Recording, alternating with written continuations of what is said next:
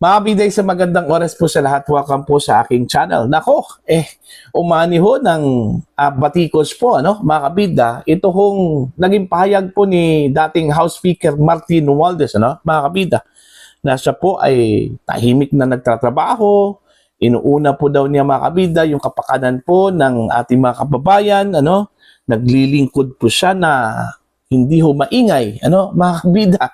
Pero meron pong supalpal dyan, ano? Ito hong si dating COA at COMELEC Commissioner Attorney Rowena Guanzon po, ano? Mga kabida, doon ho sa naging pahayag po ni dating House Speaker Martin Romualdez, ano? Ito, babasahin ko lang muna. Ito hong post po ng Ang Balita Ngayon, ano? Mga kabida, ito yung sinabi po ni dating COA at COMELEC Commissioner Attorney Rowena Guanzon, ano?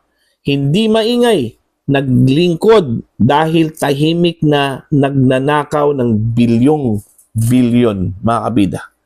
Ayun.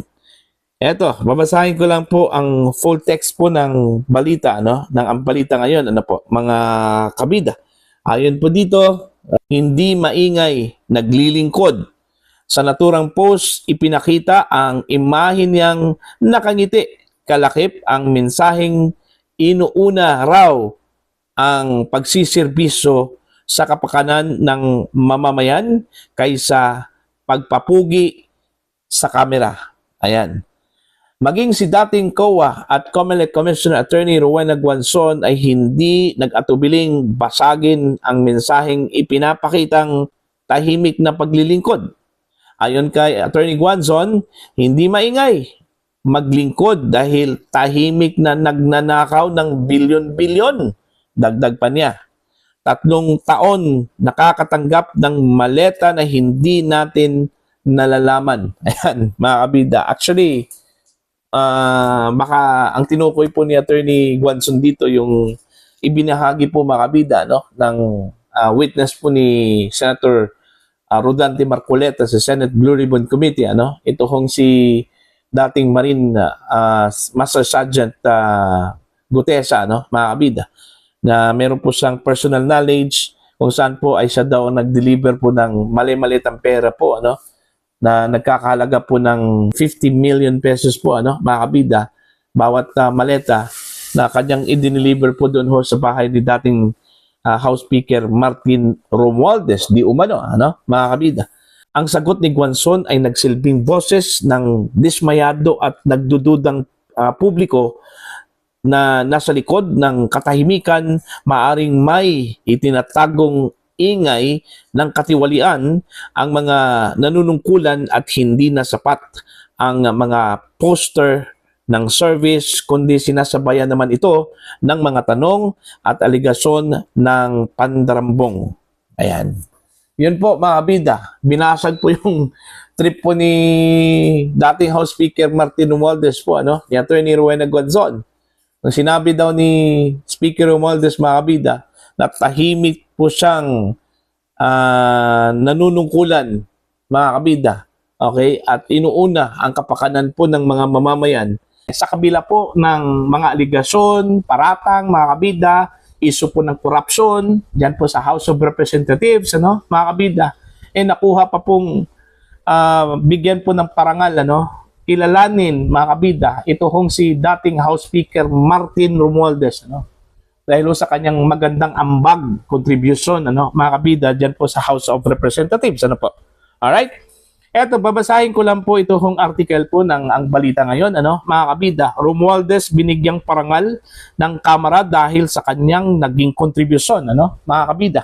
Eto, isinulong ni Representative Sandro Marcos ang pagbibigay parangal kay dating House Speaker Martin Romualdez dahil sa mga naging kontribusyon nito bilang pinuno ng Kamara, ano, mga kabida.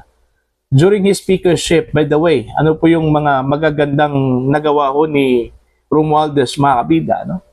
Okay, ang pagkakaalala ko lang po, during his time, dun ho pumutok ito hong issue po ng flood control project sa scandal, ano, mga kabida. Okay?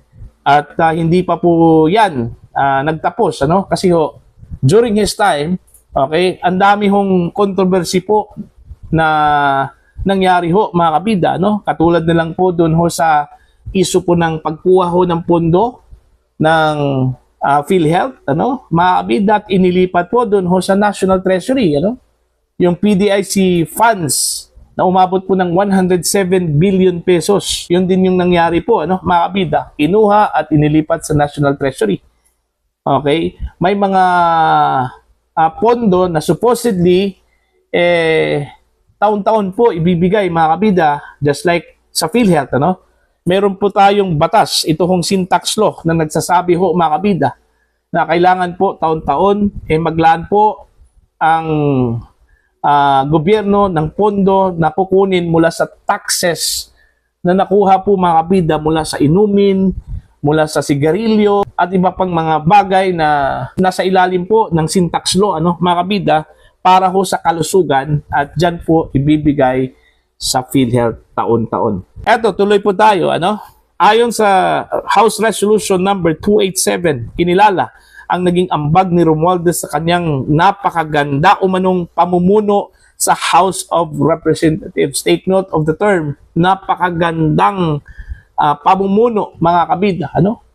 Ano pala yung napakagandang pamumuno po ni Romualdez sa Kamara during his term as Speaker of the House, mga kabida, no?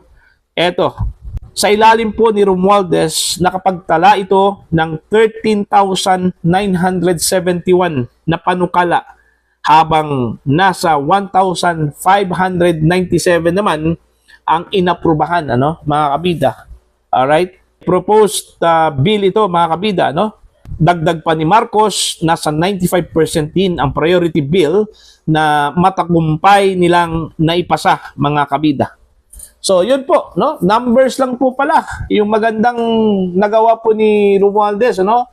Numbers of House resolution, numbers of House bills, mga kabida, no? Na inaprubahan, ano? Wala bang ibang pwede ho natin ipagmalaki po, ano, mga kabida, kasi po ito hong numbers of bills and resolutions na inaprubahan, actually basic talaga yun eh. Okay? Wala bang special programs at projects po mga kabida, no? Ito hong si Romualdez during his time. Okay? Siguro, isa na po doon, ano? Yung ayuda. Napakasikat po ni Romualdez during that time. Kasagsagan po yun, mga kabida, no? Ng election campaign. Okay? Yung ayuda na pinamigay po, mga kabida, sa mga Pilipino. Okay? Kahit saang sulok po ng Pilipinas, marami ho tayong nakikita. Kahit saang sulok po ng Pilipinas, meron pong distribution po ng ayuda, mga kabida. So yun yung legacy po ni Romualdez sa aking pagkakaalala po, mga kabida, no? Pero yung mga special programs na pwede ho nating ikonsidera bilang milestone, mga kabida, no? Sa kanyang term bilang Speaker of the House, so far wala ho tayong nakita. Pero wala ho tayong magawa kung yun yung tingin ho ng mga kapwa mambabatas po ni Romualdez, mga kabida, no? Na may malaking ambag po siya dyan po sa House of Representatives. Pero generally, kung itatanungin po natin yung mga babae po natin, ano ba yung ambag po ni House Speaker Romualdez, mga kabida? Okay? Para ho sa kapakanan po ng bawat Pilipino, ano? Yung ayuda, okay? Yung ayuda, ilan lang po yung nakabinipisyo po dun, eh. Hindi ho lahat, mga kabida, ano? Kahit na po sasabihin po natin na may mga kwalipikadong individuals during that time na hindi ho nabigyan, mga kabida, no? Dahil may mga tao na inatasan, okay, na mamimigay ho ng ayuda, pero yun, pabor-pabor po, mga kabida, ano? Kung sino lang po yung kanilang kilala at saka kasamahan po sa politika, no? Yun lang yung binibigyan po, pero kalaban sa politika, wala. Di ba? Yun yung mahirap po doon. Yun yung lumabas din na issues during the ayuda time, mga kabida, no?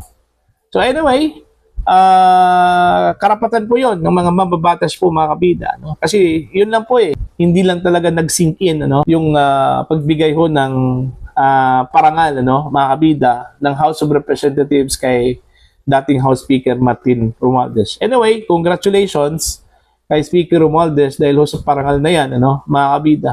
Pero sa question kung deserving ba ang dating House Speaker sa parangal na yan, mga kabida, makakasagot lang talaga dyan, mga kabida, ito hong mga miyembro po ng House of Representatives, ano, mga kabida. Anyway, para po sa inyo, ano po ang inyong opinion at pananaw ho dito, ano?